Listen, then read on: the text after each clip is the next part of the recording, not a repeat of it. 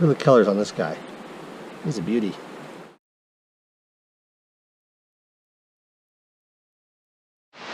Hello and welcome back to Out There. Today I'm on Blue Creek, which is a tributary to the North Fork of the McCollum River. And it's been a good number of years since I've been up here. To get here, you go up Winton Road from West Point, and you go down Spur 4, and there's a bridge up here where it crosses the river. And I'm just down below the bridge here, and we're gonna have a little Tenkara day. The family wanted to come down to the river for a little swim, and well, it's pretty cold for a swim, but maybe a paddle, as the English might say. And I'm gonna do some fishing, because that's what I do. But I've got my Tenkara rod today, and this Tenkara rod is a cheap one.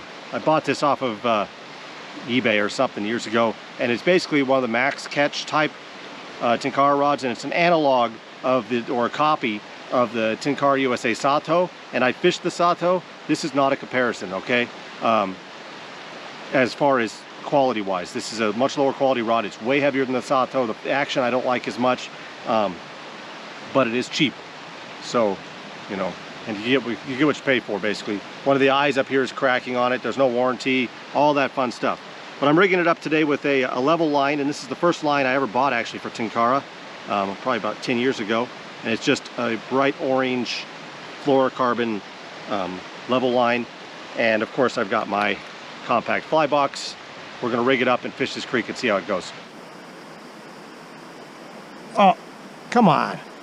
There's 2 misses in this spot.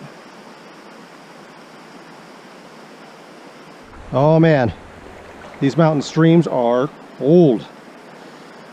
Wet wading is chilly, for sure. Give you a note about walking in a river. Always put your feet between the rocks when you can. Like in the gap between rocks, or where you see a bunch of small rocks. Because it's the top of the rocks, the round upper surfaces, where you will slip.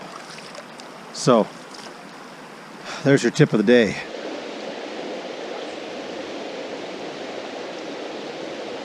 Oh! Come on.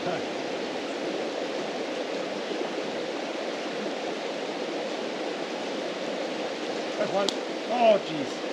That was too much. Overset the hook on that one.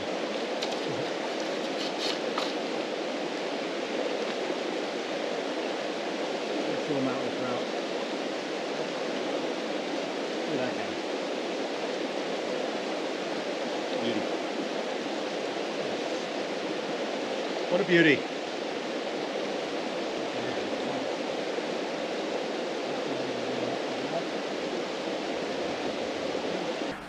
I'm using like, I don't know, maybe 4-pound leader, just standard conventional fishing line. I don't ever see the need. I've yet to find a spot where I definitely needed lighter leader, or where I feel like it would have actually improved my catch rate by a lot. Especially these Sierra streams. These fish are a little bit desperate. It seems a little more prone. Oh, there's another one. Oh, that's a better fish. Come here, baby. Come to Papa. Nice. Look at the colors on this guy. He's a beauty. Look at the spots all the way down into his belly. It's pretty good.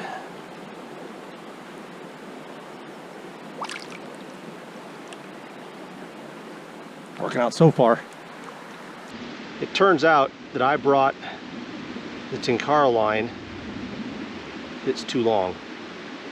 And this is just fluorocarbon level line. So I typically like my Tenkara line to be the length of the rod, basically. And if I'm on a bigger river, the actual line itself can be the length of the rod, and then maybe even sometimes a little longer, and then the tippet can go past that. But in the case of a small stream like this, I want my line to be basically no longer than the rod, otherwise it's just really hard to control. So I'm actually going to cut this off and shorten it to the proper length. Right now you can see my line is straight right now, and this would be the end of the rod here, and I've got about 2 feet past that. So this line was probably set up for my 14-foot rod. So I'm actually going to cut this off. I'm going to cut about 3 feet off of it. And then I always end my line with a tippet ring. In this case, the tippet ring was tied to my leader already, so I'm just gonna, I left it attached. I'm gonna tie that back on there. Now I should be able to control that line a little better. In a small stream, a short line is better. And most of the time I'm fishing Tenkara in a small stream anyways, so not a big issue.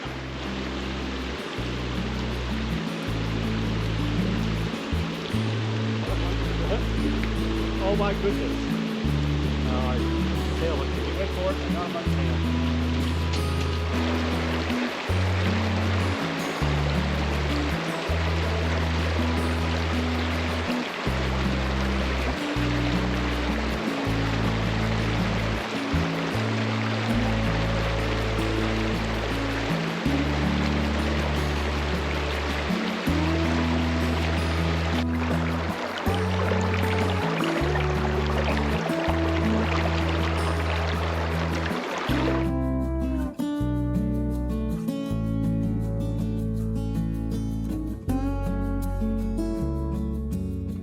Well, I think I'm gonna pack it up. It's been a couple hours. Caught, I don't know how many fish. Lost a bunch too, but as usual, the little creeks, you know, the little fish have a little trouble hitting your fly sometimes because they're just so small. I think I caught one there that was like 3 inches. So that's always impressive. But this fly rod is acceptable. It's not awesome. And there's always the issue with Tenkara is that sometimes your line is just a little too long or just a little too short, but it's really not a huge issue when you get used to it, how it works. So I can't complain about that too much. This fly box is always awesome for this sort of thing because you just pack your Tenkara rod up nice and short, and then I always take, find it. Oh, there it is. So I take my fly, when I put my fly line away, I take my fly and I put it in the box like this. All right. I just close the lid on it. This lid isn't so tight that it's going to damage it. And then there's these line keepers here. I just go around one of those and then wrap it on the box on the outside. And it just keeps the whole system very nice and compact, and you don't have to fight having that line hanging out while you're trying to walk. Because I got about a, you know, maybe 3/4 of a mile of river that I have to go back up now that I've walked down here. But good setup.